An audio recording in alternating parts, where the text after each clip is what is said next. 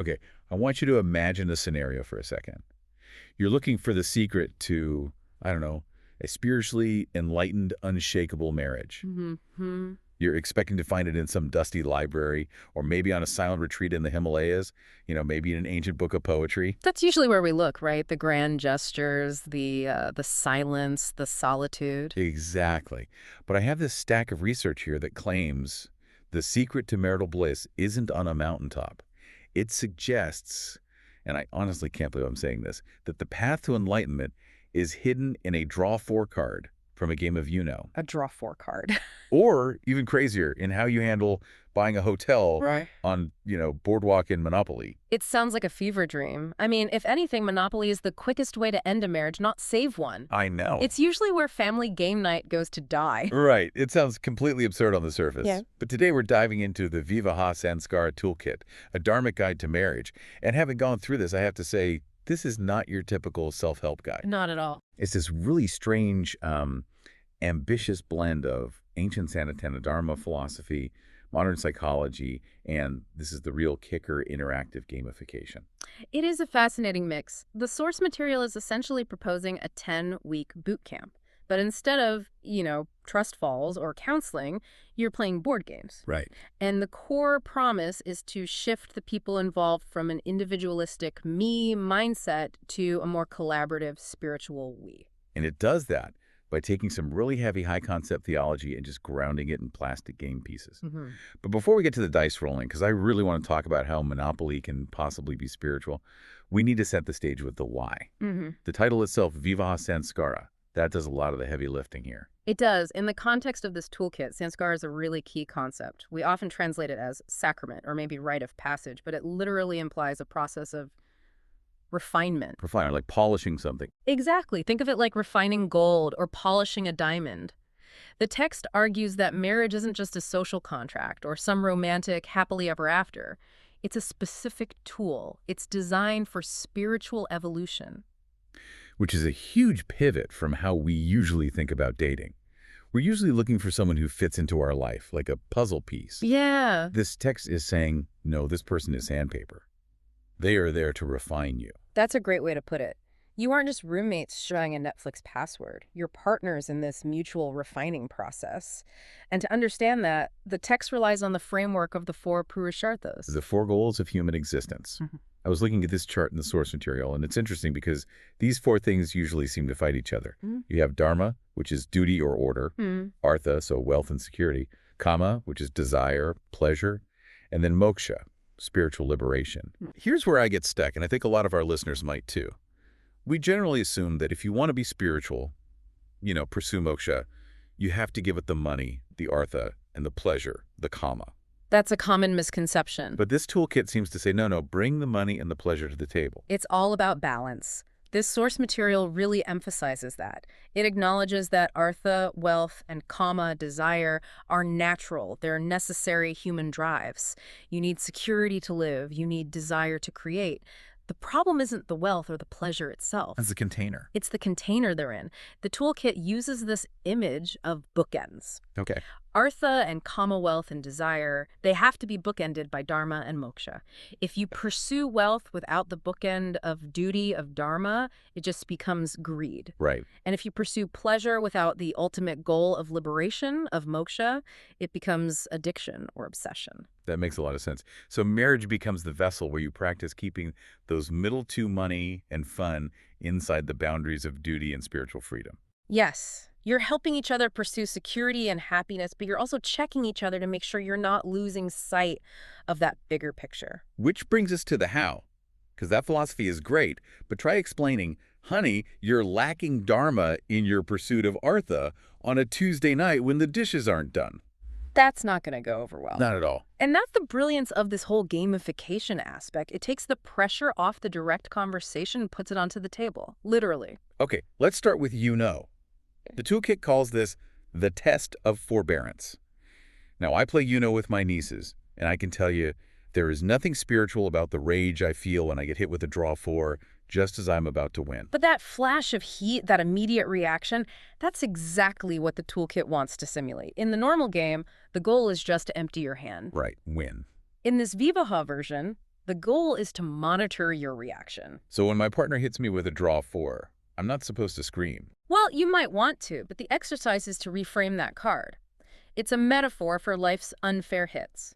In a marriage, you will get hit with a draw 4 eventually. You lose a job, the car transmission blows up. A health diagnosis. Exactly. The universe is constantly dealing you extra cards you didn't ask for.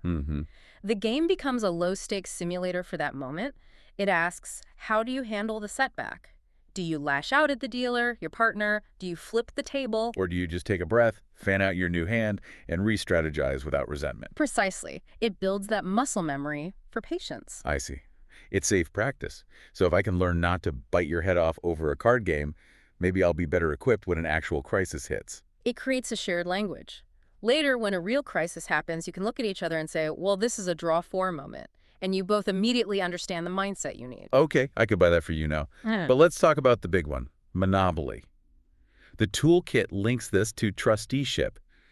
Now, I've read the rules for this modified version, and it completely breaks the game. It breaks the capitalism, certainly. In standard Monopoly, if I land on your hotel on Park Place, I owe you rent. I lose money, you gain money. I'm sad, you're happy. It's simple. Right. But in this version, the text says you don't pay your partner directly.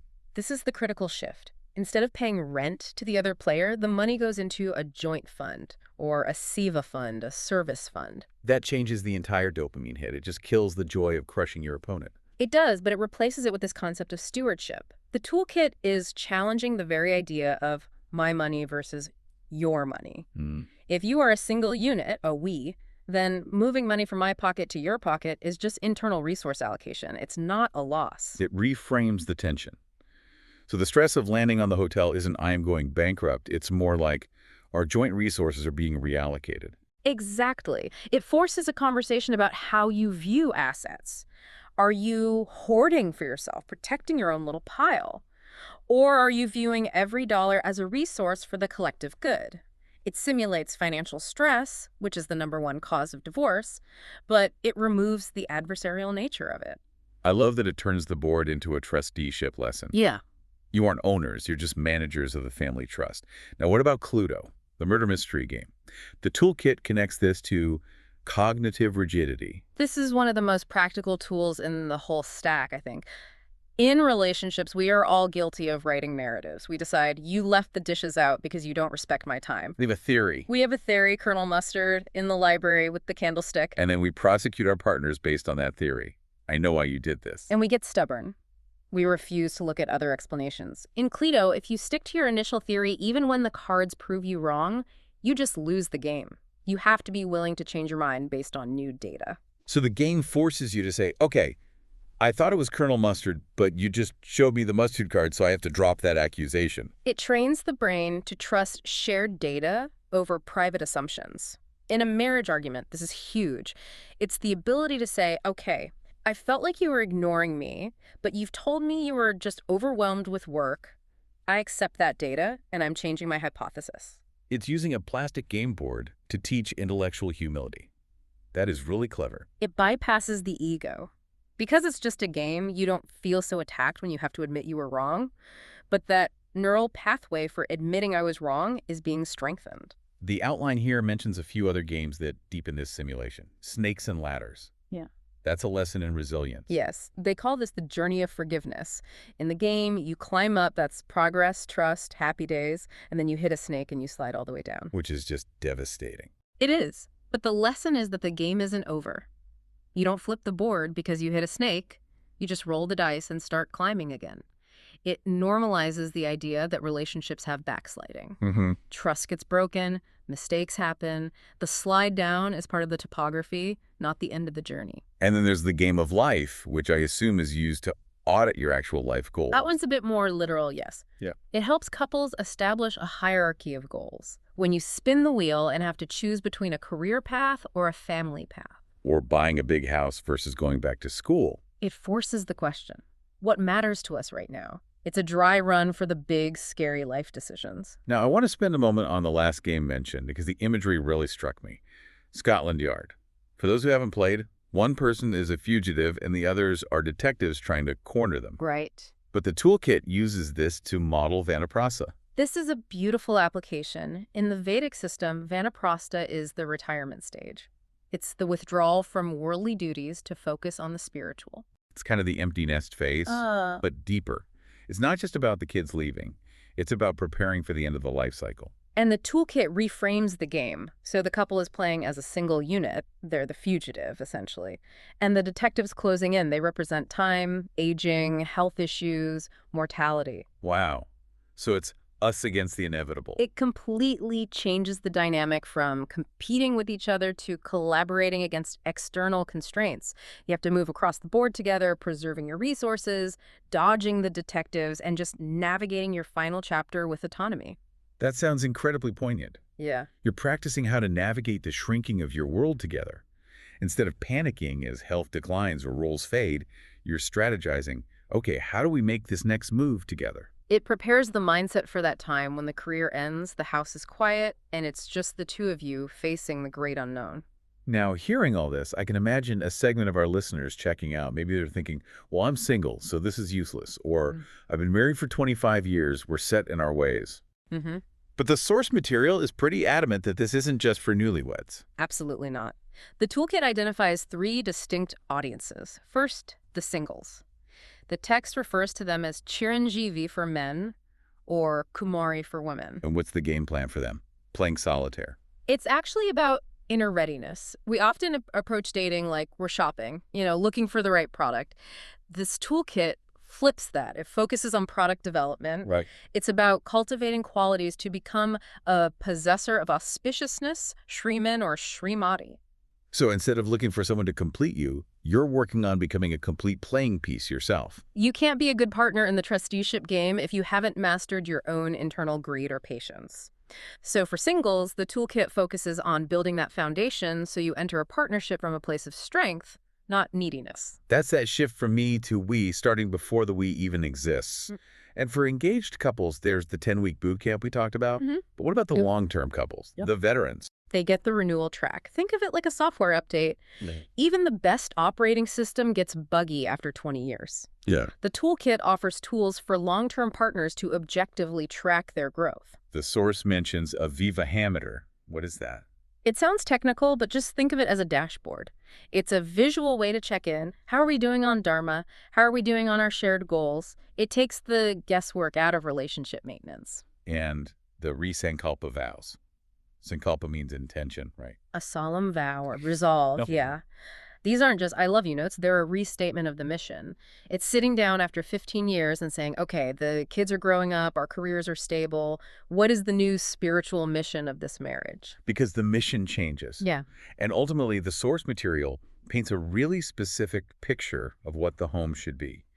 It calls it a temple of mutual growth and societal service. I love that phrase, temple of mutual growth. It's so different from the modern idea of the home as a place to just crash and watch TV, or the whole man cave and she shed separation thing. It elevates the domestic sphere. It says your living room isn't just a place to exist. It's a sacred space where two souls are actively helping each other evolve. The friction, the bills, the arguments, the laughter, it's all grist for the mill of spiritual progress. And that leads us to the very end of the document. There's a blessing included that speaks to the end of life. And this loops right back to that Vanaprastha concept we talked about with Scotland Yard. It does. The blessing speaks of arriving at that final stage with clarity, health, and mutual respect. But what really struck me was the focus on the quality of the bond. It suggests that a successful marriage isn't measured by the wealth you left behind or the dynasty you built. It's measured by the state of your consciousness when you reach the finish line. Exactly. Did you help each other become freer? Did you help each other find peace? Which brings us to a final, slightly provocative thought I wanted to leave you all with.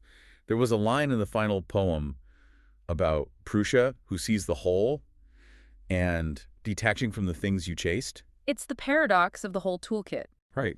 We spend our relationships accumulating. We get married to get things. We want the house, the security, the kids, the status.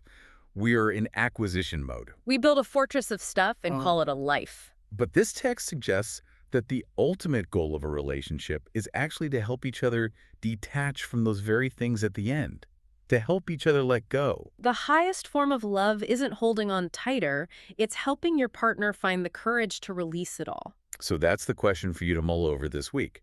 In your relationships, whether you're fighting over a monopoly board or planning your retirement, are you helping each other accumulate, or are you helping each other evolve? Are you just building a pile of assets, or are you building that temple of growth? It's a question that changes how you look at everything, even a simple card game. Something to think about the next time you hold a draw 4 card in your hand. Thanks for diving in with us, and we'll see you next time.